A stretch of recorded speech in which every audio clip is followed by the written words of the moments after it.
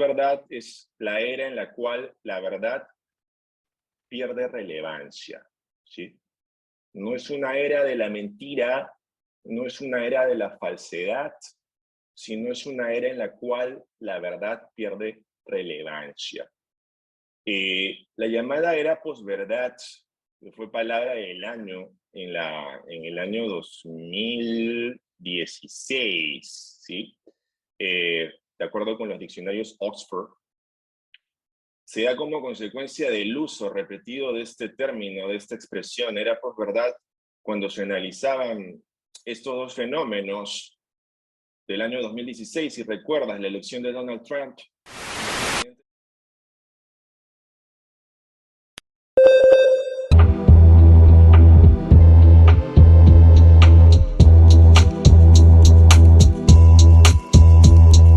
Hola, ¿qué tal? Bienvenidos a Filocharlando. El día de hoy me acompaña desde Hong Kong David Illena. Antes de comenzar con la charla, David, voy a permitirme presentarte con quien nos escuchan, con quien nos ven. Bueno, David es filósofo por la Universidad Nacional Mayor de San Marcos del Perú. Es doctor en filosofía por la Universidad de Lincoln, allá en Hong Kong. Actualmente es profesor de filo en la Facultad de la Universidad de Hong Kong. Ha sido profesor en el Perú de filosofía en varias facultades. Una de ellas, bueno, en la Universidad Nacional de San Marcos, en su alma mater. Otra en la Escuela de Filosofía de la Universidad Jesuita Antonio Ruiz Montoya. Ha trabajado en la Presidencia de Ministros del Perú, también en la Escuela Nacional de Administración Pública también de su país natal. También ha sido instructor del Centro Latinoamericano de Administración Pública y Desarrollo. Todo esto centrado mucho y en su gran parte a la ética en la función pública. Y bueno, finalmente dentro de su gran hoja de vida que resumimos aquí en unos pequeños segundos, fue investigador visitante en el Instituto de Filosofía de la Universidad Leiden de Países Bajos. Y pues con este super perfil, sobre esta gran hoja de vida, me gustaría iniciar contigo con la pregunta con la que siempre arranco acá en los Filocharlandos. David, ¿de dónde sos? Bueno, soy de la ciudad de Lima, de Perú.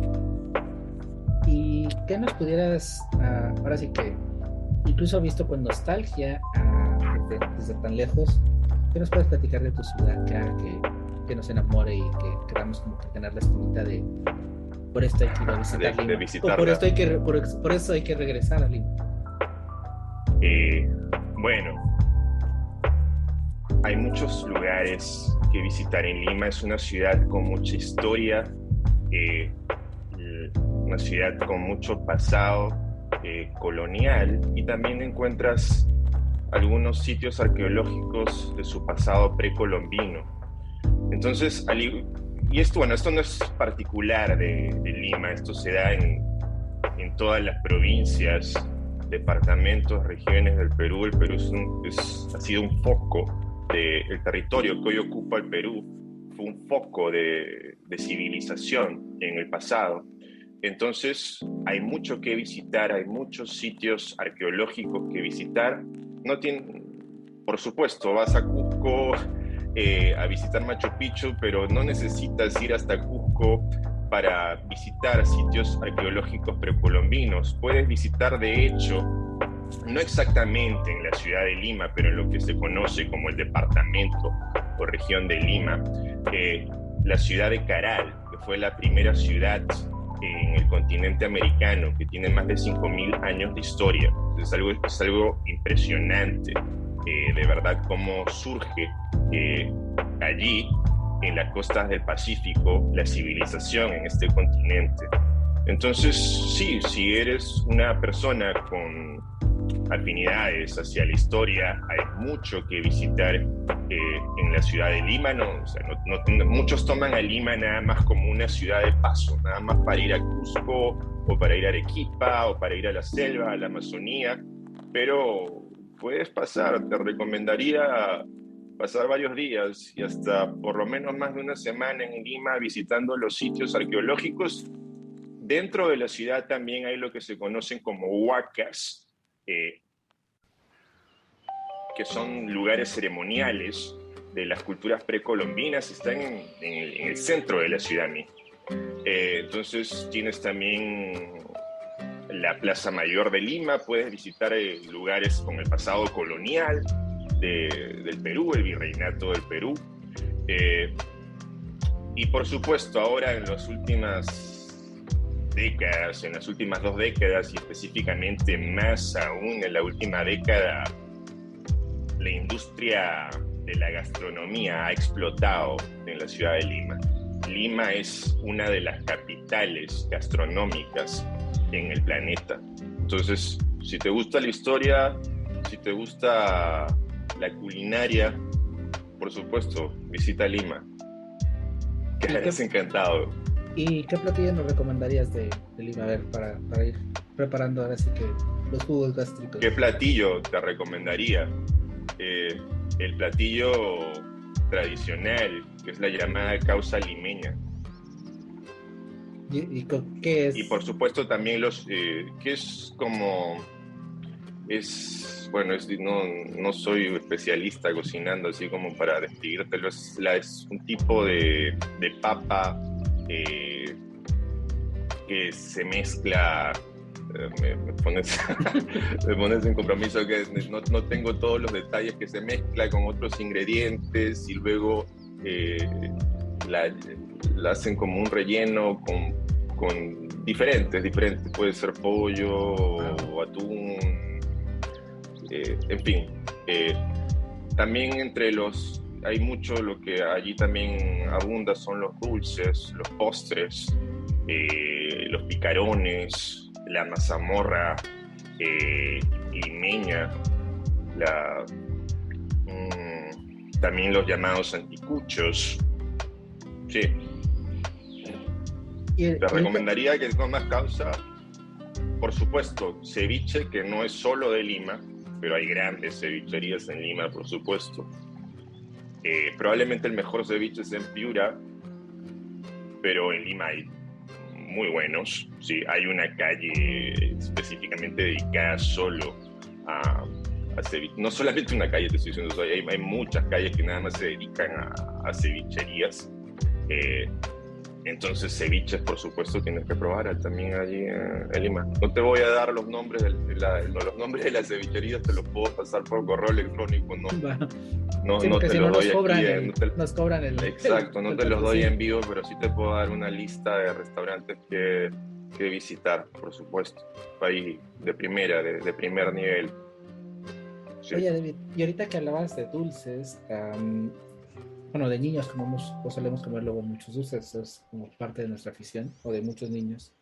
Cuando cuando recuerdas a este David niño o este David adolescente en Lima, en el Perú, ¿qué recuerdos te trae? ¿Y qué recuerdos me trae? Bueno, los recuerdos de mi familia, por supuesto, los recuerdos de mis amigos, los recuerdos de mi colegio, del distrito en donde vivía, muchas anécdotas, por supuesto, muchas anécdotas.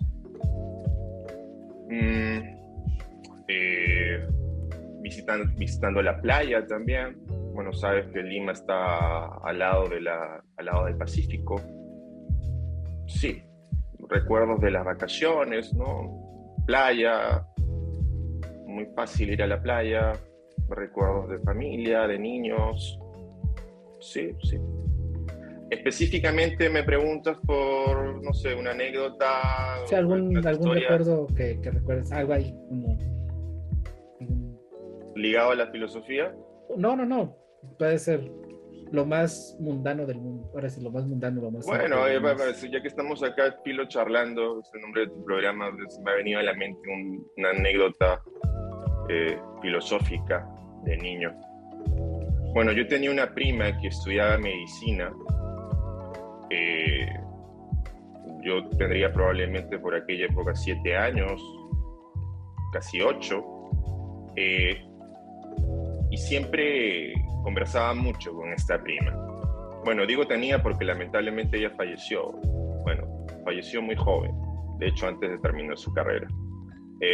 Pero era muy cercana a mí y conversábamos mucho ya desde que yo era muy pequeño, y ella tenía un conocimiento enorme acerca de ciencias, acerca de letras, acerca de filosofía. Y recuerdo que como yo estaba haciendo medicina, le preguntaba, oye, explícame por qué esta enfermedad, ¿no? Y me daba la explicación. Entonces ahí era donde empezaba yo a preguntarle, ok, ya me diste esta explicación que me estás dando lo que podríamos llamar ahora la causa inmediata, ¿no?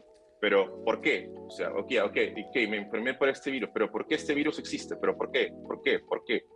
Y recuerdo con ella hacer esta cadena de preguntas de por qué, por qué, por qué, por qué, hasta literalmente llegar al origen mismo del universo y por qué existió el universo y qué hubo antes de esto.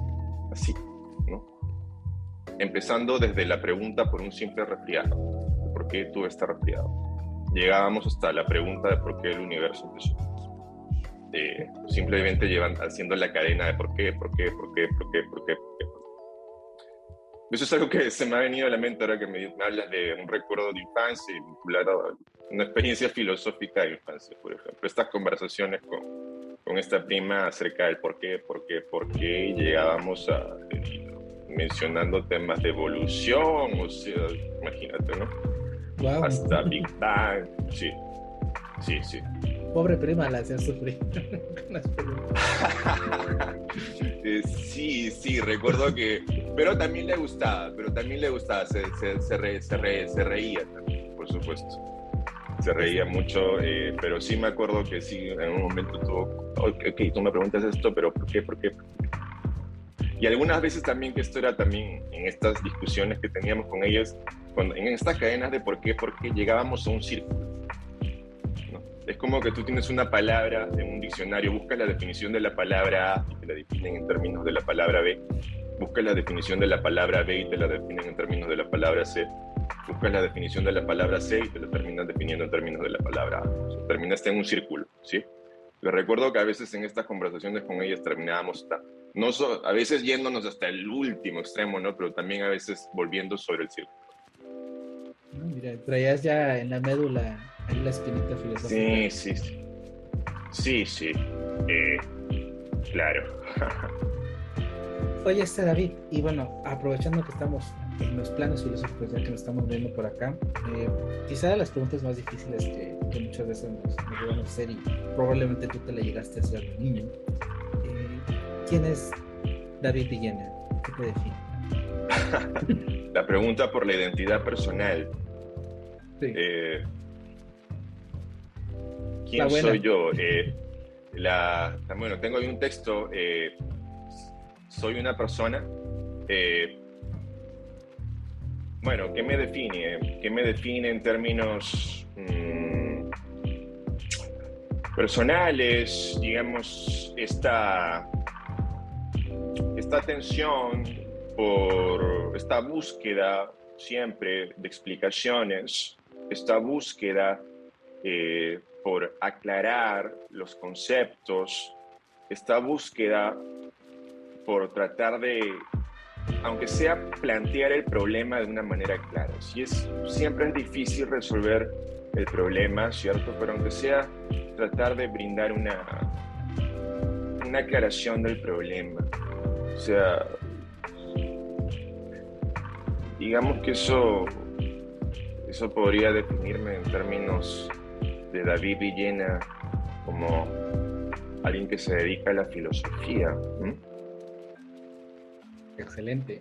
Y David, aprovechando en esta definición que nos estás dando, ¿alguna virtud y algún defecto que nos pudieras compartir sobre ti?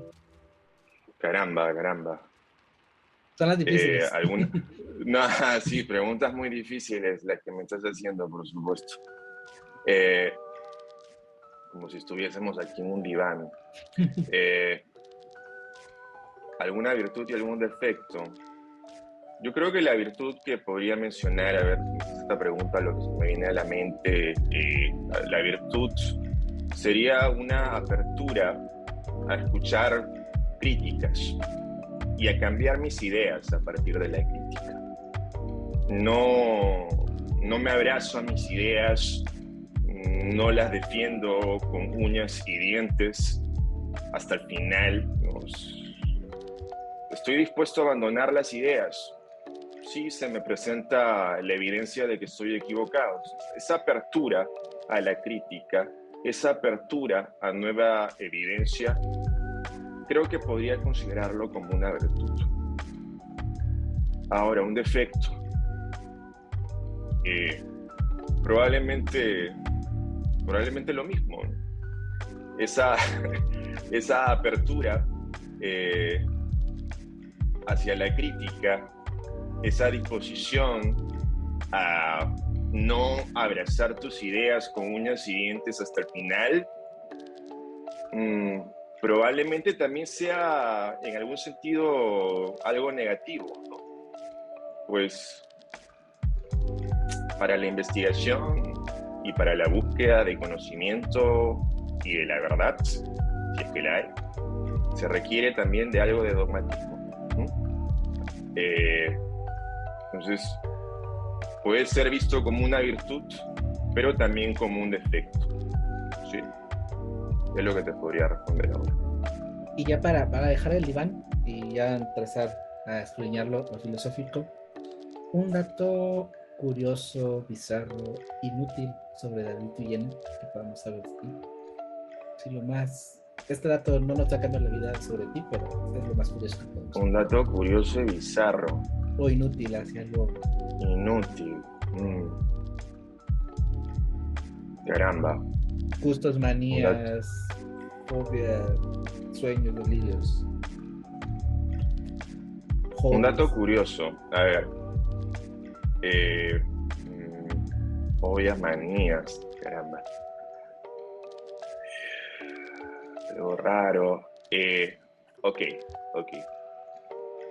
Se me viene a la mente esto. Bueno, ya que habíamos mencionado incluso el tema de la comida. Me gusta, por supuesto, probar nuevas comidas, me gusta probar nuevos sabores, pero no es algo que me obsesione, no es algo que considere el placer mayor o que esté entre los mayores placeres o que sea algo de lo más gratificante en mi vida, ¿no? Y de esta manera, y me viene solamente porque lo conversaba hace poco con un amigo, yo no tendría ningún problema en alimentarme con alguna suerte de suero o alguna suerte de comida sin sabor. Sí se me asegura que contiene los nutrientes que necesito para permanecer con vida y con suficientes energías para realizar mis tareas, mis labores, ¿no? Le decía esto a un amigo y me decía, por favor, yo no puedo vivir de esta manera, yo necesito de sabor, a mí también me gusta, por supuesto, pero no es... Consigo consumir ese tipo de alimentos. Vivir sobre la base de sueros. ¿Te imaginas ser astronauta? Algo curioso, raro. Bueno, ya que esto conversaba con un amigo hace poco, a él le parecía raro, curioso, probablemente también a ti. ¿No ibas para astronauta? Pura casualidad, ¿no? Dicen que luego sabes que esto le sabe sus paquetitos. Esa comida sin sabores. Bueno, probablemente pueda sobrevivir como astronauta. Te llevaremos a Marte, dejémoslo como una opción profesional abierta. Ok. Oye, bueno, filosofía tiene muchas cosas, muchos temas, muchas áreas. Tú trabajas sobre muchas áreas, pero ¿cuál es ese tema o esa área que tú dices, ok, está bien que exista, muy fantástico que todo el mundo haga sus reflexiones, pero yo paso de largo, no me meto, hay que exista y la vivo y la dejo vivir? Lo que algunos temas en lo que se conoce como meriología. Por ejemplo, una discusión acerca de qué es un agujero o qué es un hueco no me llama mucho la atención. Pero okay. Probablemente hay muchos filósofos que se dedican a eso sí, pero no, en lo particular no, pero bueno, sí. Y bueno, ya nos platicabas que a los 7, 8 años tenías estos acercamientos filosóficos con tu prima que empezaba con esa chispita, pero cuando llega el momento, el flechazo de Cupido con el filo ahí? Tú dices, de aquí para adelante, yo me meto a filo, yo voy para... ¿Cómo es este romance? Bueno, siempre lo consideré como como te venía diciendo, ya gracias a las conversaciones con esta prima, con otros familiares también, entonces discutíamos temas filosóficos, digamos, filosóficos en sentido general, como el sentido de la vida, la moralidad, qué es la justicia. Desde pequeño, adolescente también. Ahora, cuando más o menos a partir de los 15, 14, sí es cuando empiezo a leer ya a los clásicos de la filosofía. Entonces es allí cuando ya empiezo a compenetrarme con la historia y con los problemas, tal y como los grandes pensadores, los grandes filósofos los abordaron. No tanto a nivel cotidiano, pero ya, digamos, puedo decir de una manera más profesional, ¿no? Ya viendo cómo fueron desarrollados por los grandes pensadores estos problemas, cómo se fueron desarrollando en la historia, la evolución. Entonces, si 14 o 15 es donde empiezo a leer estos grandes filósofos. Y allí ya lo empiezo a tomar en serio, ¿no? Como que sí, tengo otras opciones en mente a las cuales dedicarme, pero empiezo a tener más afinidad y como que pienso que dedicarme a esas otras opciones y dejar la filosofía de lado, de repente me pesaría, ¿no? Si tomara esa decisión. ¿Cierto? Es allí, 14, 15, cuando empiezo a leer a los grandes filósofos.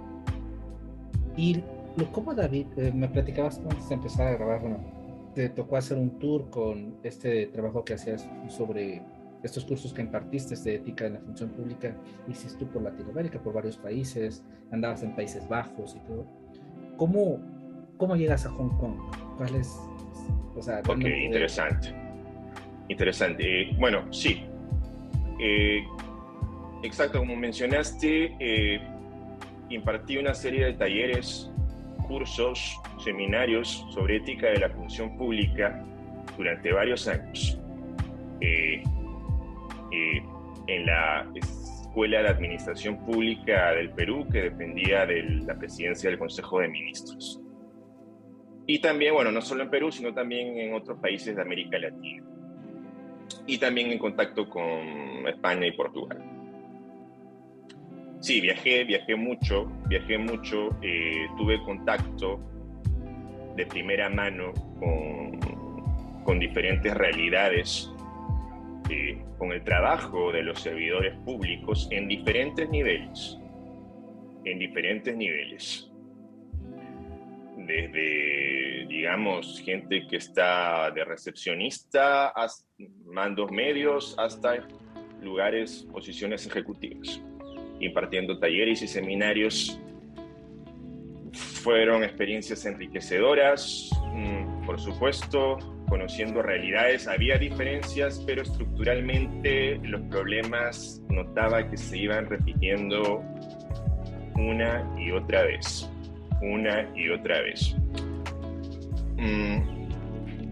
Ahora, esos talleres los impartí, como te dije, en Perú y en América Latina, pero mi viaje a los Países Bajos que mencionas no se dio por un tema de ética de la función pública, fue por un tema de teorías de la verdad, una investigación sobre teorías de la verdad en la que participé. Ahora, luego de eso, me preguntas cómo llego a Hong Kong. Bueno, aquí en Hong Kong hice un doctorado, como tú mencionaste, pero bueno, antes de eso también viajé mucho por Asia, años antes de venir para Hong Kong. Visité diferentes países en Asia, en el sudeste asiático, sobre todo. Entonces, bueno, ya como que no fue algo, una medida muy radical como de un día para otro decidir venir a Asia, decidir venir a Hong Kong para terminar un doctorado. Ya me resultaba el continente asiático algo familiar. Ya tenía una experiencia viajando, visitando este continente. Ahora, cuando escuchamos Hong Kong, hay personas que sí lo relacionan con China, hay otras personas que como que no lo relacionan tanto. Antes de escribir un poquito en la historia de Hong Kong, más o menos, que nos des ahí una clase de historia que les adelanto, no Oh, están ustedes para saber lo que ya estábamos platicando antes de entrar a grabar. ¿Cuáles han sido esas diferencias que tú has visto de estar en Hong Kong a lo que has conocido en China? ¿Es diferente o...? a lo que he conocido, ¿dónde? Sorry, En no te China, escuché. en China. En Que, China. sí, Mainland, como, se le llama, y cuáles han sido esas diferencias que tú has visto, ahora sí que desde fuera. Bueno, ok. Bueno, como muchos de tus oyentes, imagino, saben, eh, Hong Kong es una región administrativa especial de la República Popular de China. Es una región administrativa especial desde el año 1997, es decir, desde hace 25 años.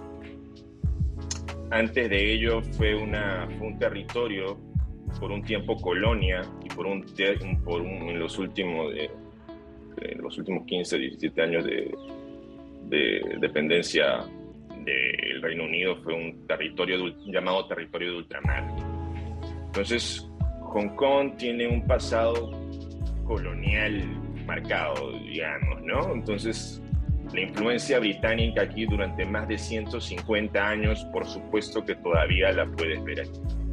No solo en el hecho de que el idioma inglés es uno de los idiomas oficiales, y esto hace que los nombres de las calles, cuando salgas a la calle, ves los nombres en inglés. Y no solo los nombres en inglés, sino que también Victoria Harbour, Prince Edward, Lockhart Road, o sea, apellidos ingleses para avenidas, para estaciones de metro, por supuesto. Entonces, los edificios también de lo que fue la colonia británica. La idea de que esto fue parte del Reino Unido está todavía aquí.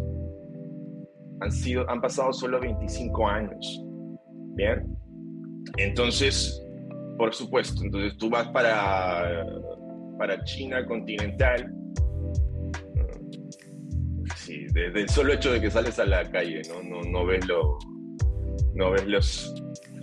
nombres de las calles en inglés.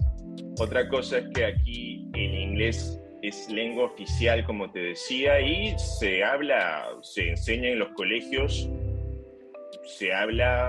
puedes ir a cualquier tienda, a cualquier mercado, hablas en inglés y te van a responder en inglés. Trata de hacerlo en China. Me dices qué te sucede. Si vas a una oficina del gobierno, por supuesto que también te van a atender en inglés, los documentos están en inglés. Sí. Se siente eso, se siente. Digamos, eso es la primera diferencia que tú logras notar. ¿Bien? Okay. 25 años, ¿cierto? 25 años luego de devuelto el territorio a China por parte del Reino Unido,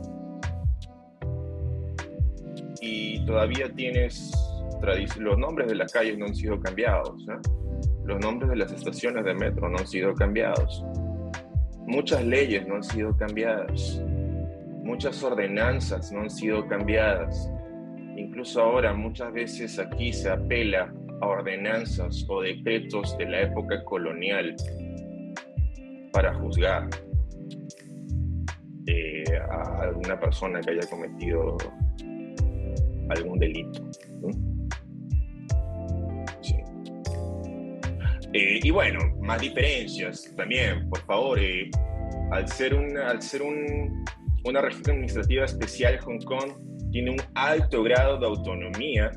Entonces aquí hay un consejo legislativo, aquí hay un jefe ejecutivo, aquí hay un sistema judicial aparte, aquí hay una moneda aparte, el dólar de Hong Kong.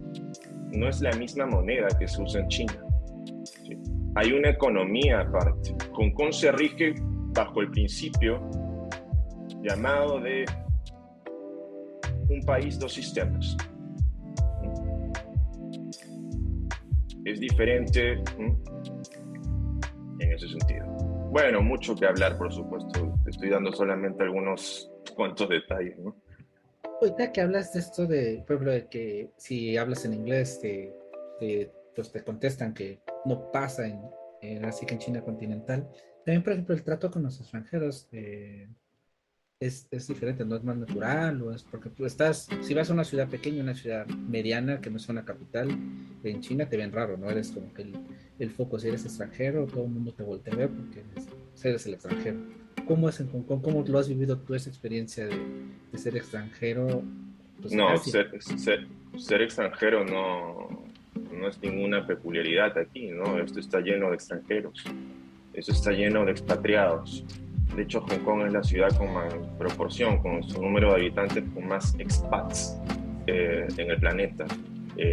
Hay extranjeros por todos lados. Sí, no es nada raro y están perfectamente integrados con la sociedad. Ahorita Incluso hay jueces que son extranjeros. Wow. Ahorita hablabas de las diferencias, pero ¿cuáles son este mix? ¿Cómo has visto? O sea, se notan las diferencias, está el inglés, está todo esto, pero ¿cómo confluye? ¿Cómo es un país? ¿Cómo has visto que se une a China? A ver, ¿En qué es similar? ¿en qué es similar Hong Kong con China? Uh-huh. China también es un país civilización, es un país continente, es un país gigante. Es difícil encontrar también unidad cultural dentro de China. Hay muchas regiones, muchas diferencias regionales. Y Hong Kong pertenece para el sur de China, para el área de Guangdong. Entonces, similitud, si me preguntas, sí. En Hong Kong la lengua oficial, bueno, digamos, históricamente es el cantonés. Y el cantonés es la lengua que se habla en el sur de China, en Guangdong. Entonces, culturalmente, Hong Kong pertenece a esa área, Guangdong, cultura cantonesa, que es muy diferente a lo que tú podrías encontrar con la cultura en Sichuan, en Chongqing, en Hubei, en Beijing, en Shanghai. Son diferentes regiones. Entonces, confluencias, similitudes, desde luego. Esto es parte, si lo ves, si lo quieres integrar, si lo quieres poner más para China, esto es parte de Guangdong. Cantonés, el idioma cantonés, la comida cantonesa también, que es parte de la cultura, la comida es muy importante, las prácticas, los usos, ¿sí? Sí. Similitudes, sí, por supuesto, con Cantón, con Guangdong, sí. Integrada Hong Kong con Shenzhen, que es cruzando nada más la frontera, está por el norte. Ahorita aprovechando un poquito de la plática, o retomando más bien la teoría que teníamos antes de comenzar a grabar, que nos pudieras compartir a aquellos que no conocen. Tú comentabas, ¿no? A lo mejor para muchos, como que hace 25 años, colonia británica, más o menos así como muy esbozos. ¿Cuál ha sido esta historia que tú conoces? Bueno, la historia de Hong Kong. Ok. Hong Kong como territorio tiene tres partes. Tienes la isla de Hong Kong, tienes la península de Kowloon y los llamados nuevos territorios. Entonces, la primera parte de Hong Kong, la primera parte ocupada por el Reino Unido fue la isla de Hong Kong. Esto se dio en el contexto de la llamada Primera Guerra del Opio. Se ocupa Hong Kong en el año 1841. La isla de Hong Kong es ocupada.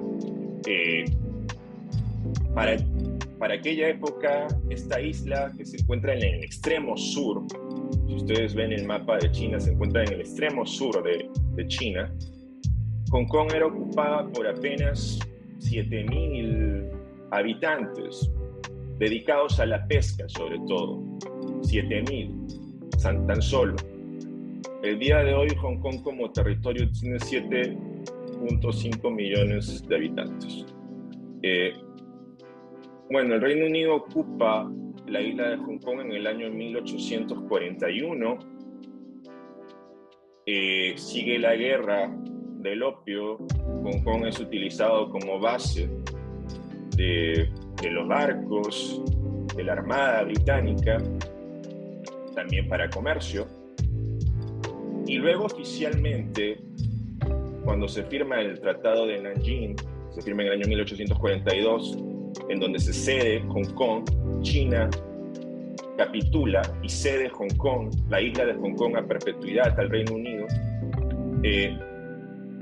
La corona británica funda oficialmente la colonia de Hong Kong en el año 1843.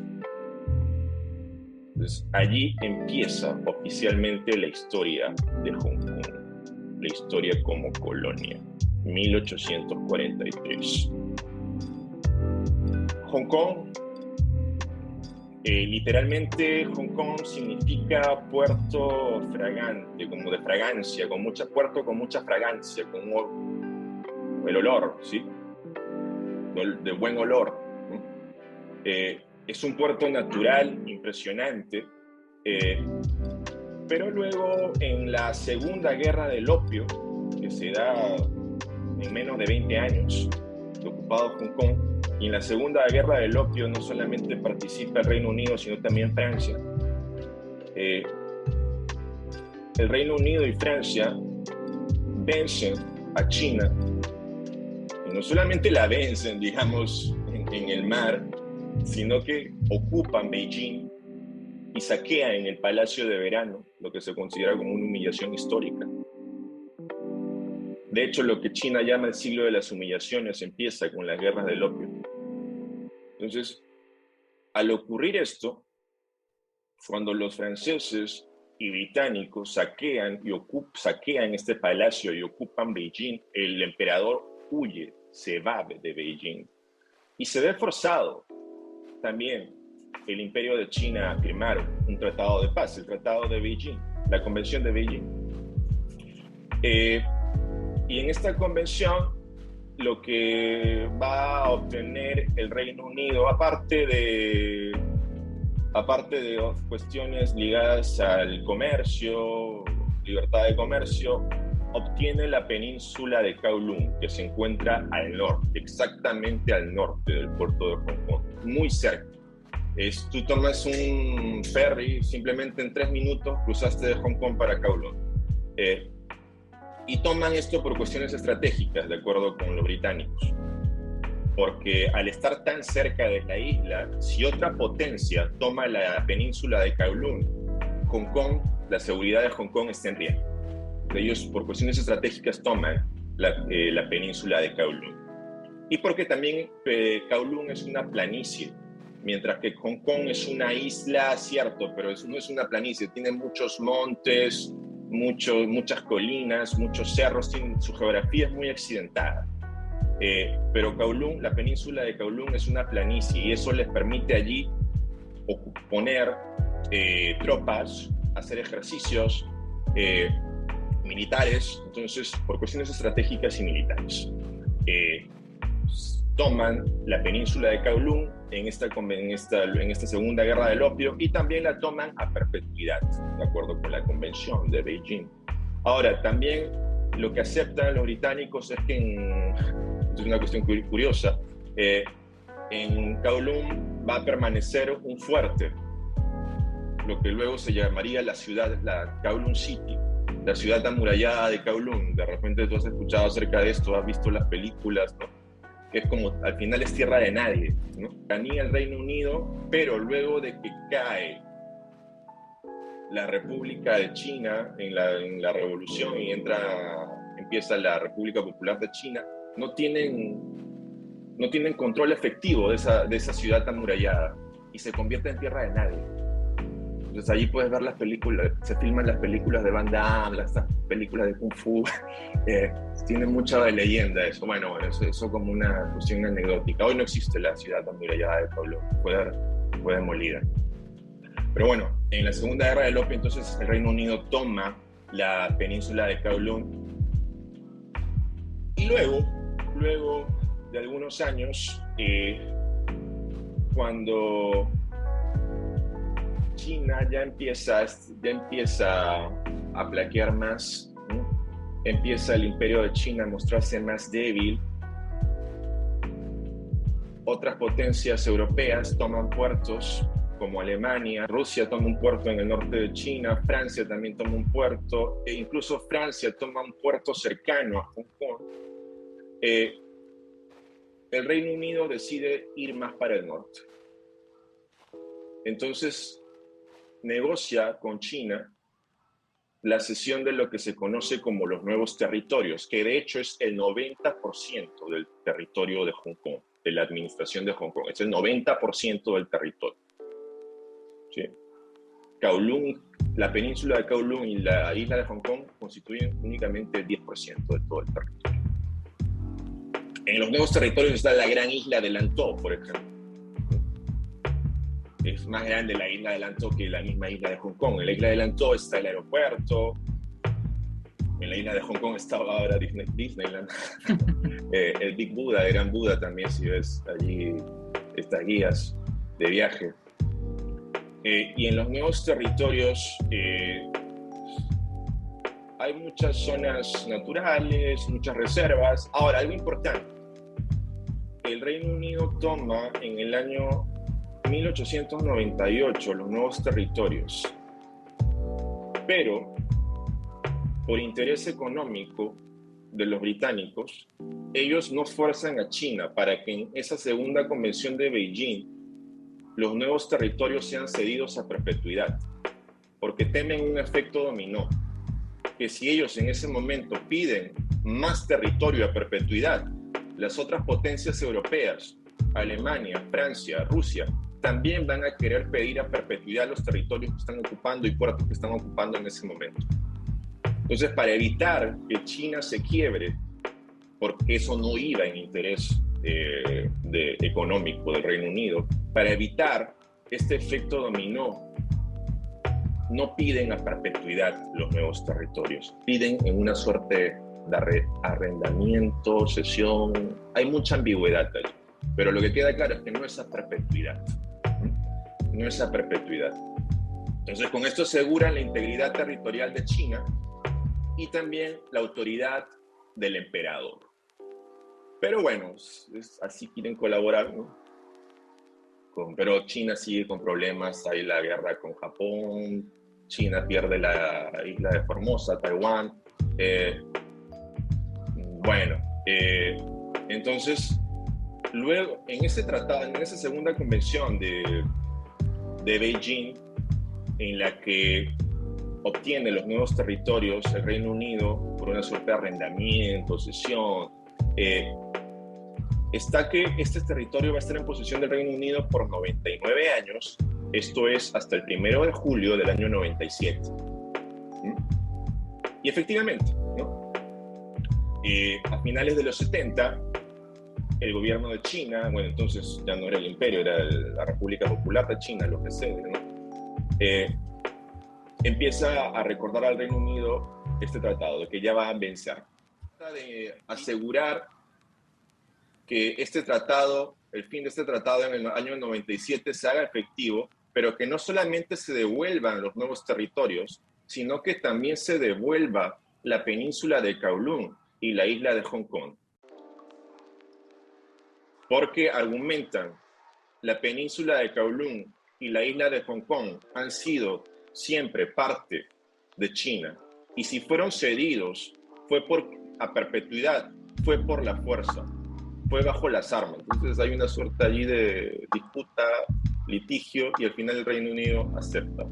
Va a devolver no solamente los nuevos territorios, sino también la península de Kowloon y la isla de Hong Kong, a pesar de que en los tratados estos habían sido ganados a perpetuidad. Entonces, en el año 81, ya adelantándose a lo que iba a pasar en el año 97, la colonia de Hong Kong deja de existir. Y empieza a llamarse esto como una dependencia territorial de ultramar. Entonces, del año 81 al año 97, lo que tienes ya no es la colonia de Hong Kong, sino una dependencia territorial. Con eso ya estás, ¿sí? Estás preparando la cesión de todo este territorio. Y en efecto, en el año 97 se cede el territorio. Luego de, bueno, ¿cuál es el documento legal? Se da una declaración conjunta chino-británica en el año 84.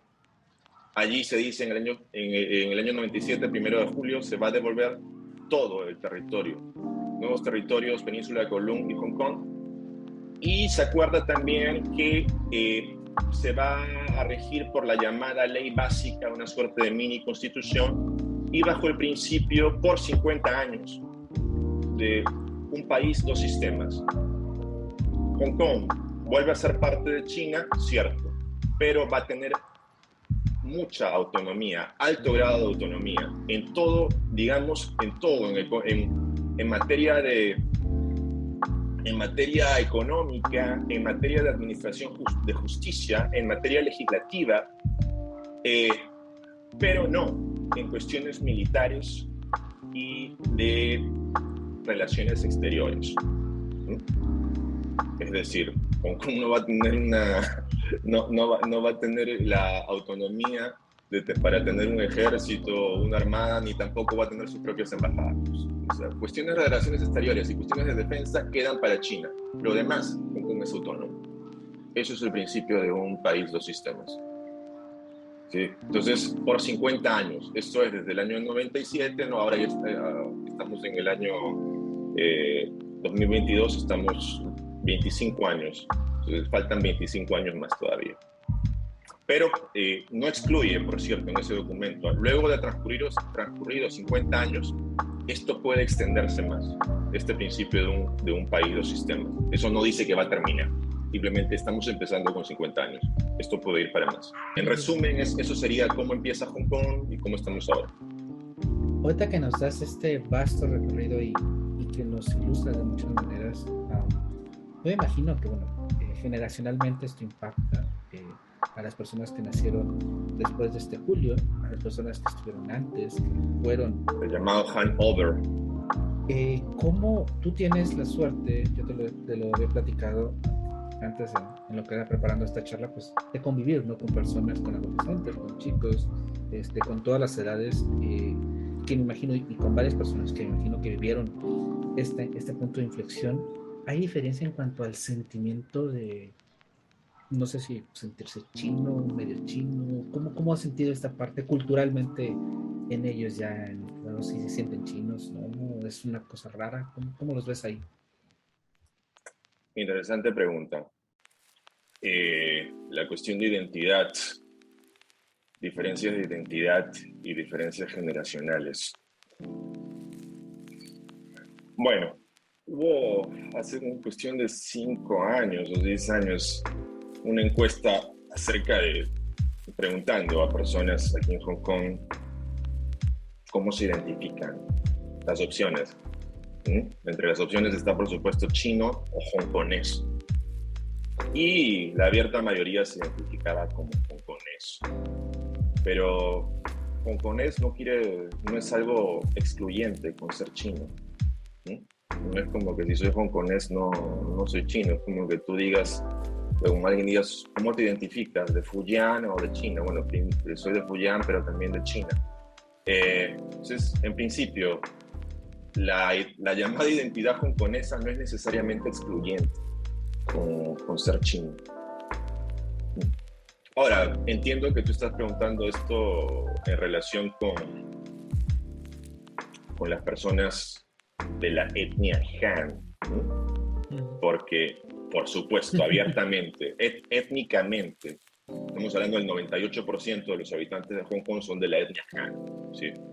Entonces, claro, imagino que me preguntas, porque también hay personas que viven aquí que no son de la etnia Han, sino que tienen antepasados de parte de la India, o de Bangladesh, de Nepal, que vivieron aquí que viven aquí desde hace mucho, digamos, desde más de 100 años. O sea, su historia también está aquí, porque vinieron a trabajar aquí. Entonces, si tú les preguntas a ellos qué se sienten, claro, ellos te van a decir, me siento como alguien étnicamente indio, nacido y criado en Hong Kong, con cierta identidad de la India, pero también occidental, pero por supuesto, ellos no te van a decir que se sienten chinos, ¿no? Pero pueden hablar cantonés.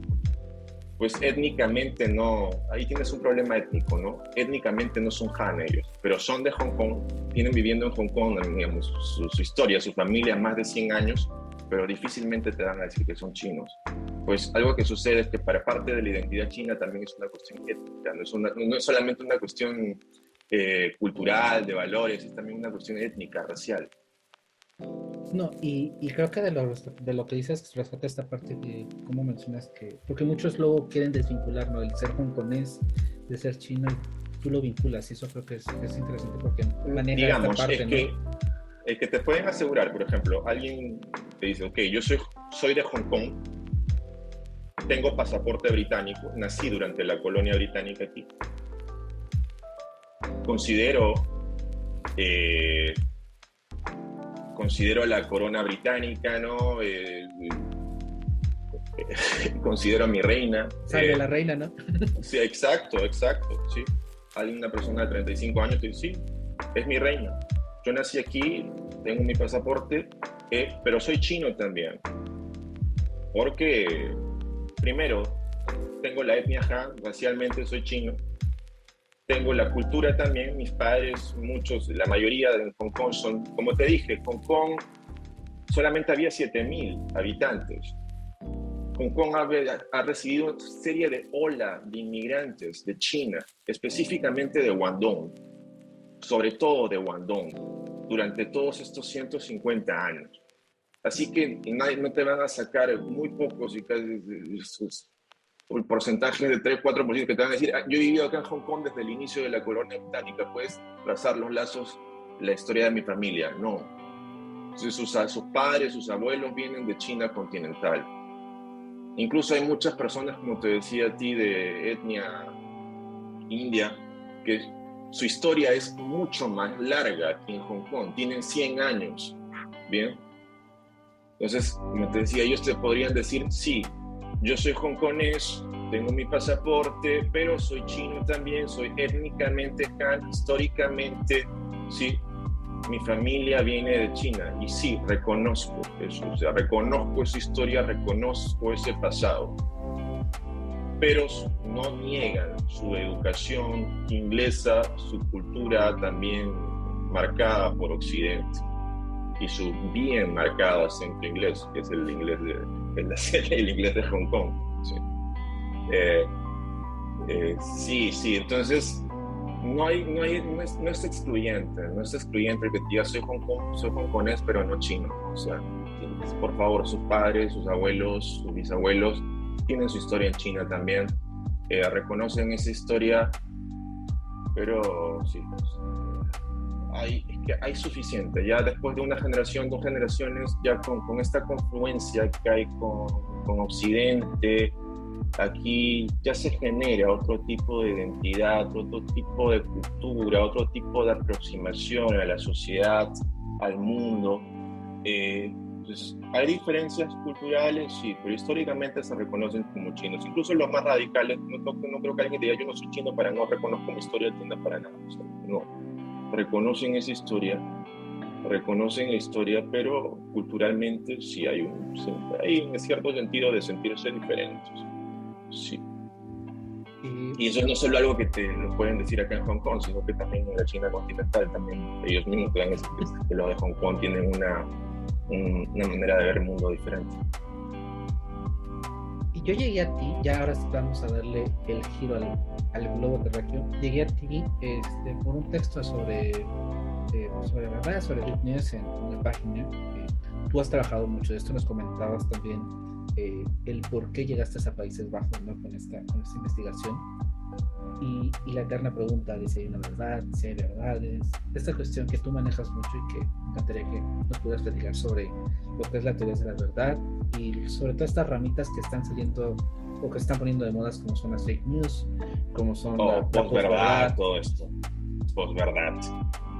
Bueno, excelente pregunta, gracias. Bueno, sí, efectivamente estoy investigando por varios años el tema de la verdad, teorías de la verdad, un tema bastante técnico, para serte sincero, que se encuentra en los límites de la filosofía de la lógica, filosofía del lenguaje y algo de metafísica. Entonces, discutiendo temas sobre la verdad más contemporáneos, como el llamado deflacionismo, minimalismo, bueno, la concepción de la verdad de Tarski. Y sí, ahora tú me predices esta cuestión de si hay una verdad, de si hay varias verdades, el tema de las fake news, posverdad, interesante. En esta cuestión llamada de la posverdad, el punto no es que estemos en la llamada era posverdad, es una era en la cual ya no hay verdad y ahora estamos abogando por lo contrario, por algo falso, por alguna otra noción, por algún otro valor. El punto aquí con posverdad es esa denominación. Posverdad es la era en la cual la verdad pierde relevancia, ¿sí? No es una era de la mentira, no es una era de la falsedad, sino es una era en la cual la verdad pierde relevancia. La llamada era posverdad fue palabra del año en el año 2016, ¿sí? De acuerdo con los diccionarios Oxford, se da como consecuencia del uso repetido de este término, de esta expresión, era posverdad, cuando se analizaban estos dos fenómenos del año 2016, si recuerdas, la elección de Donald Trump como presidente de los Estados Unidos y la elección que dio como resultado el Brexit, la que ganó el Brexit, ¿sí? La salida del Reino Unido de la Unión Europea.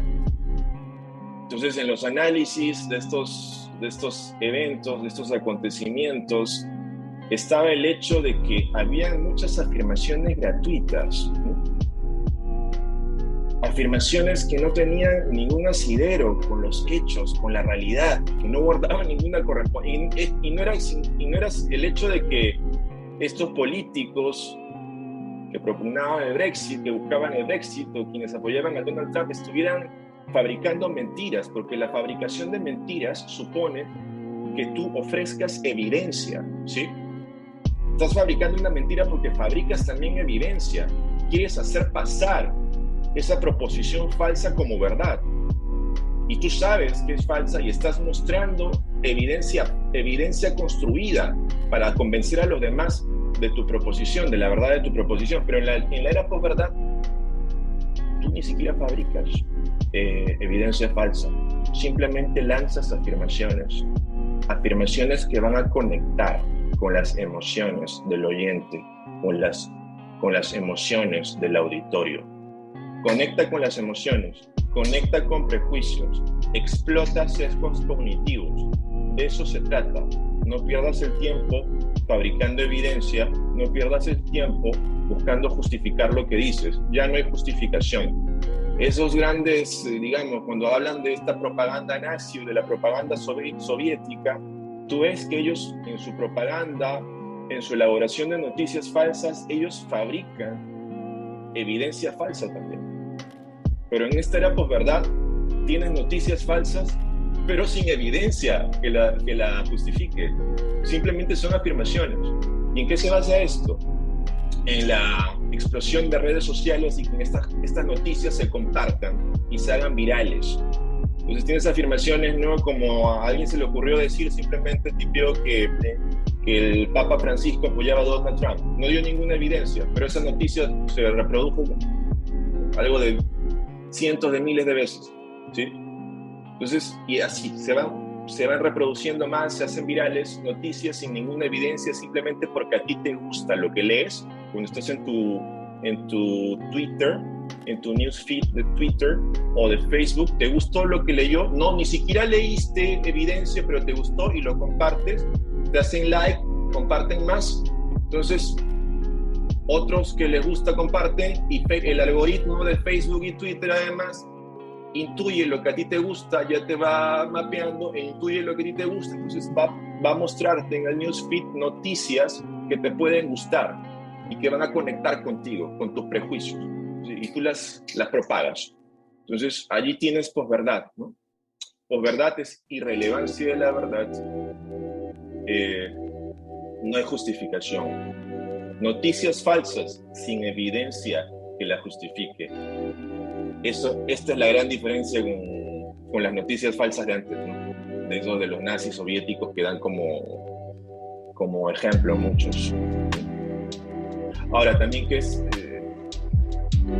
más discusiones acerca de la verdad. Si querías hacer otro, creo que bueno, sí te iba a preguntar la clásica, ¿no? La verdad, verdades, teorías de la verdad, ¿cómo entendemos la verdad? Porque esto siempre levanta mucha espina de si hay muchas. Ok, interesante. Bueno, primero, ahora, ¿cómo estás utilizando el término? Estás hablando de verdad como un sustantivo, ¿cierto? Uh-huh. ¿Sí? Y cuando se habla de sustantivos, por lo general el sustantivo está haciendo referencia a una sustancia, a una cosa, ¿cierto? ¿No?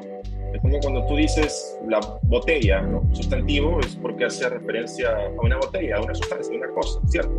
Entonces, cuando tú dices verdad, entonces, si es sustantivo, tendrá que hacer referencia a una cosa, a una sustancia. Es una visión bien metafísica, bien inflacionista de la verdad, ¿no? En teoría de la verdad se parte analizando la expresión misma. Entonces, verdad, no utilizarla como sustantivo, sino como un predicado. Habla de verdadero. Hay cosas verdaderas y hay cosas que no son verdaderas. Ahora, el debate, la discusión es ¿cuáles son esos vehículos? ¿Cuáles son esas cosas a las que les corresponde el predicado de verdad? ¿De qué cosas podemos hablar con propiedad que son verdaderas o falsas? De una botella no podemos decir con propiedad, oye, esta botella es verdadera, esta botella es falsa. ¿Sí? El agua es verdadera, el agua es falsa. De repente, si tú hablas de esa manera, yo entiendo que tú quieres decir el agua es real o el agua es irreal. Pero verdad no significa algo real, algo que exista, ¿no? Entonces, partimos de allí. El debate está, ¿cuáles son los vehículos de verdad? Posibles respuestas. Los vehículos de verdad son proposiciones. Entonces tú dices, podemos decir acerca de proposiciones, de ellas podemos decir que son verdaderas o falsas. ¿Sí?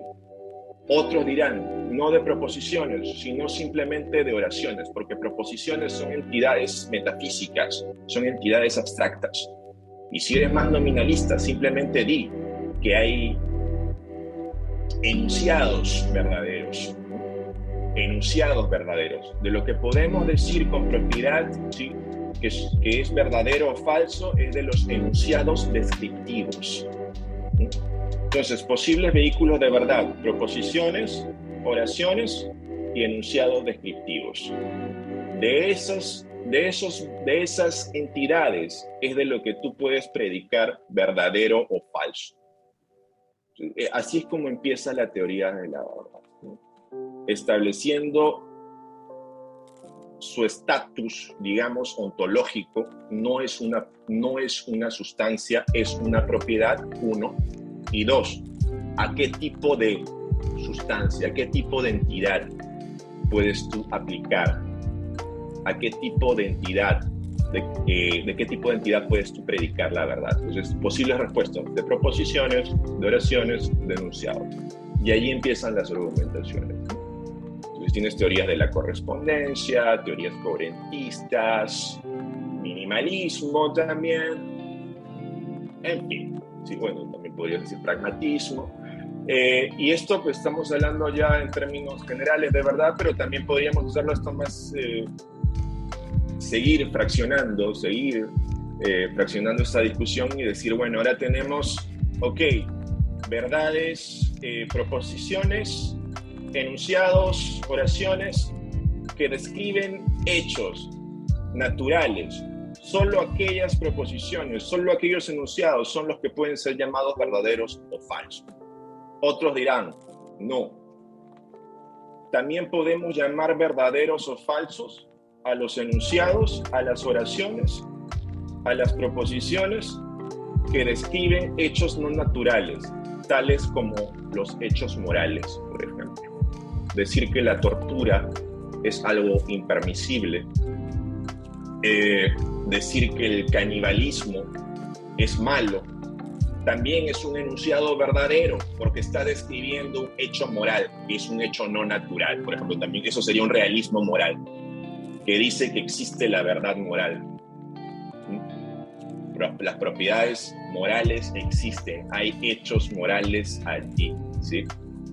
Y sí, hay tremendo debate, ¿no? Tremendo debate acerca del realismo moral. Al principios del siglo XX, cuando empieza la filosofía analítica, el realismo moral era visto como algo ridículo, ¿no? Simplemente no tiene sentido. No tiene sentido hablar de enunciados morales que pueden ser verdaderos o falsos. Los enunciados morales no son ni verdaderos ni falsos. Los enunciados morales no tienen valor de verdad, ¿no?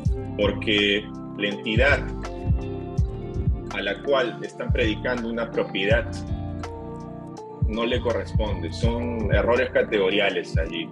Los enunciados morales son sin sentidos. Eliminación de la ética, eliminación de la estética, sí, por supuesto, ¿no? Típico. La distinción entre hechos y valores, guillotina de Hume, ley de Hume. Entonces, eso era común. Pero ya luego, y por ejemplo ahora mismo, ¿no? Hay muchas personas que defienden tesis como la del realismo moral, o sea, que hay verdades morales, que son no naturales. Cuando te digo que son no naturales, es que una verdad moral, un hecho moral, es causalmente inerte. No se conecta causalmente con un hecho natural. Por ejemplo, que el agua esté hirviendo no se va a ver causalmente afectado por el hecho de que la tortura sea injusta, ¿no? Hechos morales no afectan causalmente hechos naturales. Los hechos morales son causalmente inertes, pero están allí, existen, independientemente de que nosotros no conozcamos. Eso es un fuerte realismo moral, ¿sí? Fuerte. Impensable para muchos, sí, pero defendido ahora por muchos. Bueno, Rawls, entre los filósofos contemporáneos se me ocurre Humer, que es un filósofo que trabaja en la Universidad de Colorado, Boulder. Es un realista moral, y es más, un realista moral liberal, ¿sí? Es un liberal realista. Él señala que los valores liberales encierran verdades. Es la verdad moral, es lo objetivamente correcto. Hay una gran discusión, por cierto. Entonces tienes verdad moral, puedes hablar de verdades naturales, verdades fácticas, verdades formales, ¿sí? Sí. Y bueno, eso en contraste con lo que decíamos antes de posverdad. Verdad siempre, ahora, verdad conectada siempre con el tema del conocimiento, porque puede ser que de casualidad creamos en algo que es verdadero. De casualidad tengo la creencia, por ejemplo, de que hay en el estacionamiento hay 25 automóviles. No tengo ninguna justificación, simplemente se me ocurrió. Y al final es cierto, hay 25 automóviles, pero eso no, tengo una creencia verdadera, pero no tengo conocimiento. El tema de la justificación no está, simplemente se me ocurrió. Y fue pura casualidad de que al final tenga una creencia verdadera. Fue puro azar. Esa manera de simplemente que algo se me ocurra, ¿sí? Con que algo se me ocurrió que hoy día el presidente Biden va a conocer un perro negro. Simplemente se me ocurrió ahora. La simple ocurrencia, eso no es ningún método confiable para tener conocimiento, a pesar de que al final esto me dé como resultado algo verdadero. Entonces, verdad, conocimiento, justificación. Y al final lo que tienes en posverdad, pues, no hay justificación, ¿sí? No hay conocimiento. Ahorita que nos movemos en este territorio de verdad, de verdadero, de falso, de posverdad, cuando entra este tema de las verdades, luego hay gente que le mete la libertad de expresión, volviendo un poco a las fake news, esto, donde dicen que el prohibirlo, el cuestionarlo, el que incluso plataformas, por ejemplo, mencionaba redes sociales, se plantean en censurarlo o en ponerle la etiquetita de esto no está verificado, atenta contra la libertad de expresión, de que cualquiera podemos decir lo que queramos, porque bueno, tenemos esa libertad. Ahí, ¿cómo entra con todo esto? ¿Cómo lo ves tú? Ok, como que puedo decir mi libertad de expresión es decir lo que se me venga en gana. Sí, yo quiero decir que hay extraterrestres viviendo en el sótano y si alguien no me permite dar una conferencia en una universidad haciendo esta presentación, quiere decir que él está violando mi libertad de expresión. Como que libertad de expresión significa decir lo que me da la gana y que debe ser resguardada. Por ahí vas. Sí, exactamente, tal cual. ¿Y cómo justificar ese principio? ¿Cómo justificar ese...? ¿No? Sí, sí, de acuerdo con los filósofos liberales es porque, bueno, tenemos que partir por el principio de falibilidad.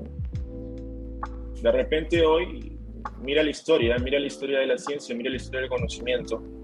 Lo que en una época se tuvo como verdadero y lo que en una época las personas que se dedicaban metódicamente a investigar esa área tuvieron como verdadero, en función de la evidencia con la cual contaban, en función de los métodos más aceptados del momento al final, luego de algunos años, luego de algunos siglos, se vio eso que fue falso. Si tú ves la historia de la ciencia, teorías que en un momento se creyeron verdaderas, después se muestran como falsas, y esas luego y después y más se sigue. Esta es la dinámica del conocimiento. Lo que en alguna época se tiene como verdadero, después se abandona porque se descubre falso. Entonces, es prudente tener el principio de falibilidad. Podemos equivocarnos, aunque ahora, según lo muestra la evidencia, toda la evidencia muestre, la mejor evidencia con la cual disponemos, muestre que no estamos equivocados, de repente estamos equivocados. Entonces, es prudente tener ese principio de falibilidad. Entonces, por supuesto, no debes callar otras voces, porque por más disparatadas que sean, por más locas que parezcan, de repente te terminan dando evidencia de que lo que ahora estás defendiendo como verdadero no lo es, ¿sí? Te dan la evidencia y así te permiten acercarte un poquito más a la verdad, ¿sí? Así te permiten, entonces, más sí podrías justificar en una manera liberal, ¿sí? Epistémicamente. No calles otras voces porque te pueden... Y tú lo que quieres al final es tener conocimiento, ¿cierto? Y tú lo que quieres al final es llegar a la verdad. Entonces, si callas otras voces que probablemente ofrezcan nueva evidencia que no conocías, te estás cerrando a ti mismo la posibilidad de llegar a la verdad. Entonces, si quieres la verdad, no es muy razonable callar otras voces. O sea, epistémicamente, ¿sí? Si tu búsqueda es el conocimiento, si tu búsqueda es la verdad, no tiene sentido callar otra voz. Ahora, por supuesto, a esas otras voces no se trata tanto de locura, sino que también tienen que ser visiones que traten de justificar su posición, ¿no? ¿Sí? Sí, porque si no, imagínate, estamos en un caos, ¿no? Sí. No, porque, por supuesto, y eso es otra cuestión, si no estamos en un caos. Stephen Bannon, que fue asesor de Donald Trump, decía, simplemente el punto aquí es lanza, inunda la zona, inunda Internet, con unas... No tienes que mostrar que la narrativa actual, que la narrativa del mainstream ahora esté equivocada. Lo que tienes que hacer es simplemente inundar Internet con diferentes visiones, disparatadas, inunda. O sea, estás hablando de poner 100, 200, 300 visiones diferentes. Así confundes al usuario, ¿sí? Y también una cuestión, por supuesto, importante, y es excelente, Miguel Ángel, lo que pregunta, porque una cuestión es política, una cuestión es social y otra cuestión es epistémica. Porque si tú vas bajo el principio de que dale equilibrio a diferentes posiciones, entonces digamos que podemos tener una discusión en los mismos términos, en la misma posición, con alguien que dice que no, que la Tierra es plana hoy en día, ¿no? ¿Sí? Con alguien que dice que no, la Tierra no es plana. Es lo mismo, ¿no? Entonces creas una confusión, creas un conflicto cognitivo en quien está escuchando eso. Por eso que hay responsabilidad de parte de una universidad y por eso que también hay responsabilidad de parte de un medio de prensa, ¿sí? De cuántas visiones diferentes va a poner, ¿sí? Para no entorpecer, para no estupidizar al lector, ¿sí? Pero eso no pasa en Facebook o en Twitter, ¿sí? Porque tú puedes recibir 100, 200 visiones diferentes de un mismo hecho. Entonces te confunde, no sabes qué cosa es lo correcto, no sabes qué es la verdad y así mejor suspendes el juicio. Así es, ¿no? Ese es el problema principal con redes sociales, que a diferencia, digamos, de la universidad y a diferencia de instituciones ya en un gobierno que te pueden moderar, ¿sí? Porque de alguna manera ellos resguardan, ¿sí? ¿Qué es lo que ponen? En Facebook no hay un resguardo, simplemente te lanzan, te inundan con visiones diferentes. En principio podría parecer enriquecedor, ¿cierto? O sea, te voy a inundar, pero te dan tantas visiones diferentes y sin justificación ellas, que terminan confundiéndote, te ponen en un conflicto cognitivo que termina más bien con oscurecimiento, más bien que con clarificación o iluminación de ideas. Sí, entonces hay que cuidar, por supuesto, sí. Entonces en la prensa antes tenía un rol de curaduría, ¿sí? De alternativas, que por cierto algunos dicen eso es injusto porque no te están mostrando todas las visiones posibles, cierto, ¿sí? Pero ahora pon Facebook, pon Twitter, ¿cuánto contribuye en eso realmente al debate, ¿no? Cuando te inundan y cuando el algoritmo lo que le importa no es darte la visión más justificada o con más evidencia, sino más bien darte las visiones que más van a conectar con tus prejuicios o con tus emociones. Al final lo que van a hacer esos algoritmos, esas redes sociales, es terminar haciéndote vivir en una burbuja cognitiva, en una cámara de eco. Homofilia, eso es lo que promueve la homofilia.